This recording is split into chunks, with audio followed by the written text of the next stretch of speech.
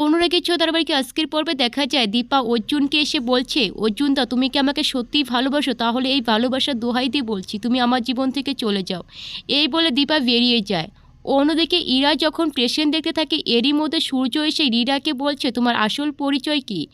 ইরা সূর্যর মুখে এইসব কথা শুনে চমকে যায়, কিচ্ছু বলতে পারছে না। আর সূর্য ইরাকে চুপ থাকতে দেখে সূর্য ইরাকে বলছে তুমি নিশ্চয়ই মিসকার কথাতে এখানে এসেছো। তখন ইরা সূর্যকে বলছে আমি কোনো মিসকাকেই চিনি না, আমি এইসবের মধ্যে কোনো ইসে নাই, আমি কোনো পাস্ট বলতে চাই না, আপনি যেমন বলতে চান না আমিও বলতে চাই না। এই বলে সূর্য ইরার উপর রাগ করে সেখান থেকে বেরিয়ে যায়। অন্যদিকে দেখা যায় দীপা বাড়িতে ফিরে জানতে পারলো সোনারূপা ঘরে নেই। একটা চিঠি লেগে গেছে, সেই চিঠিটার পড়ে দীপা চমকে যায়, বলছে এই ছোট ছোট বাচ্চা কোথায় চলে গেল। এই নিয়ে দীপা টেনশন করতে থাকে। অন্যদিকে ভেক্টর জয় মিলে বাড়িটা কোম্পানির হাতে তুলে দিলে উর্মি সবটা জানতে পারে। প্রতিবাদ করলেই ভেক্টর জয়কে বকে দেয়।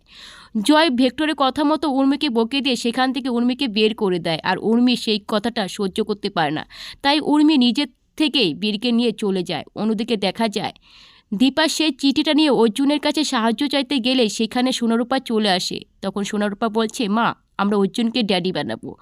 তখন দীপা এসে সোনারূপাকে শাসন করতে থাকলে এরই মধ্যে প্রবীর এসে দীপাকে বলছে আমিও এটা চাই, তুমি অর্জুনকে বিয়ে করে খুশি হও।